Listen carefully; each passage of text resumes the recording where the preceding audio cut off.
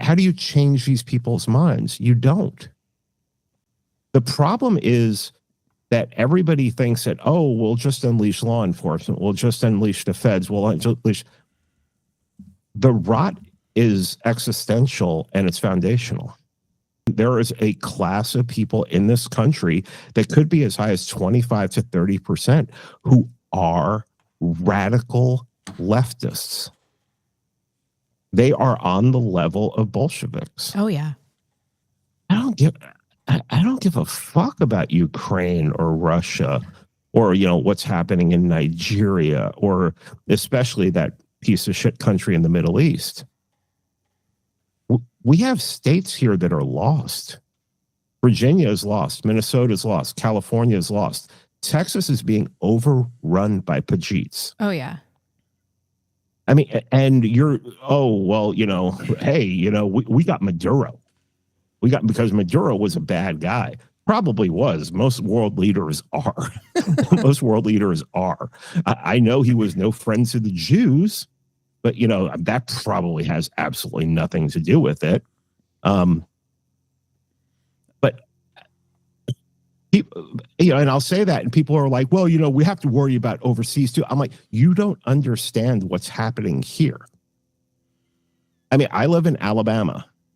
I know this wasn't a big deal because, it's not, that shit's not going to happen here. But in Birmingham, Alabama, the other day, the Jewish Voices for Peace were protesting.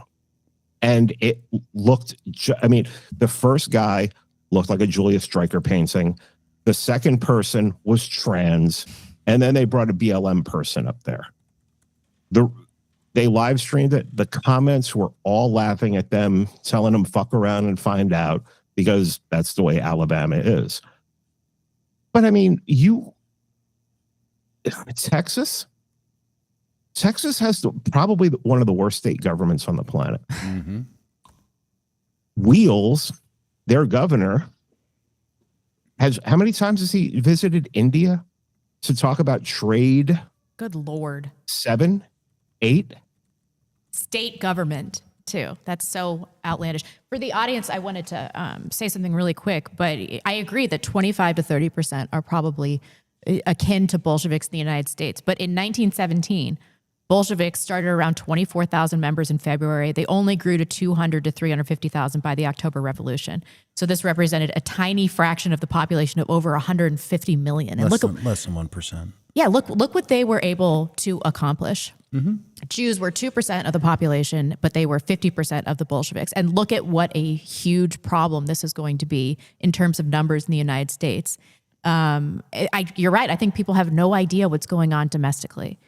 I didn't mean to interrupt. Go ahead. And it's going on in Boise, too. It's going on in Boise, too. Here's just to reinforce what Pete was saying. There's a reason why Telugu is one of the fastest growing languages in Texas. Oh, my gosh. Greg Abbott has proven he's more loyal to India than to Texans.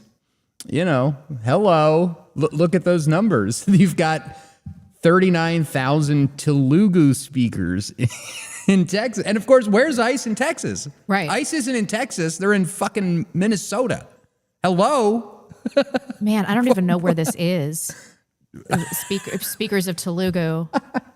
And just to point out, it's the Southern Timothy. We had this bill here in Idaho last year. I was on the phone right before we went live. We had this bill in Idaho last year that banned the trans progress flag. We banned gay flags from city property. So our Bolshevik Jewish mayor Lauren McLean in Boise made the trans progress pride flag an official city flag.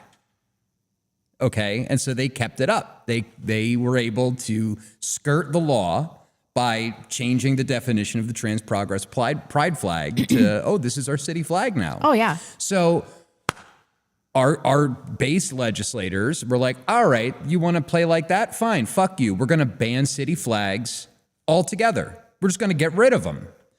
And so now we've got Republican representatives Bruce Skog and Joe Alfieri. And I helped get Joe Alfieri elected, by the way.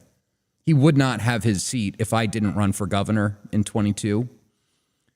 they voted against this new bill that would have finally banned gay flags from city property.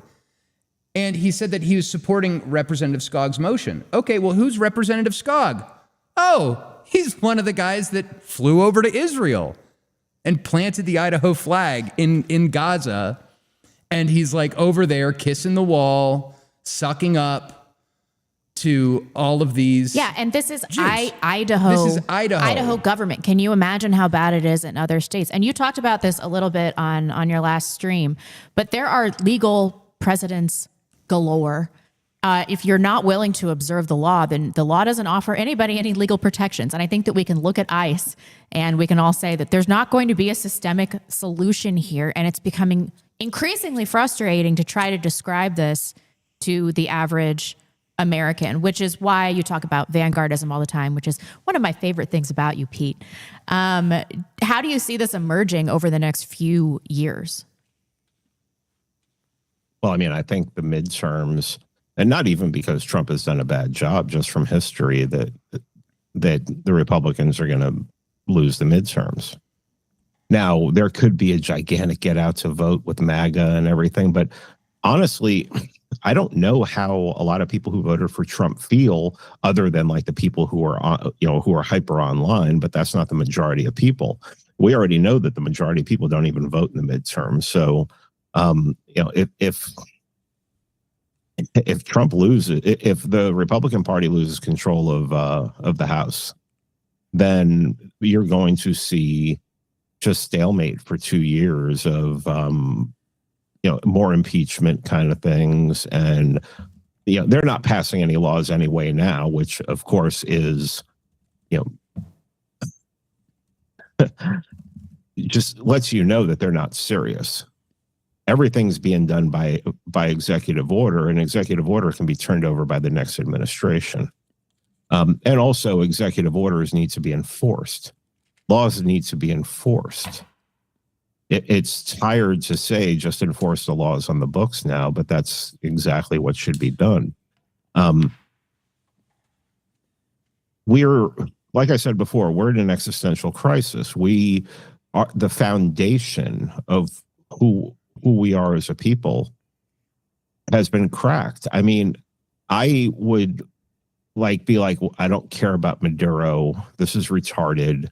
We have our problems here. And then guys on our side, guys who are like, purely J-pilled, like 100% J-pilled would be like, oh, so you like Maduro now? So you like communists? It's like, you're acting like a Jew.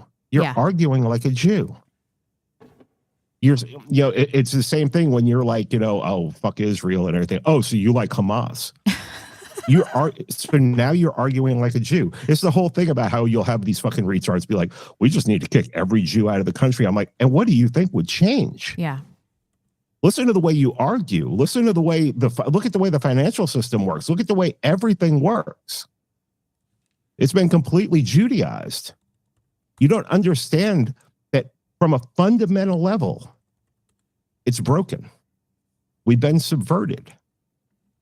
And most people aren't willing to go through the pain that it would take to fix that. Because it will be painful.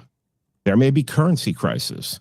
There may be real estate crisis. There may be, if any of these people who, talk shit online own a house or own anything.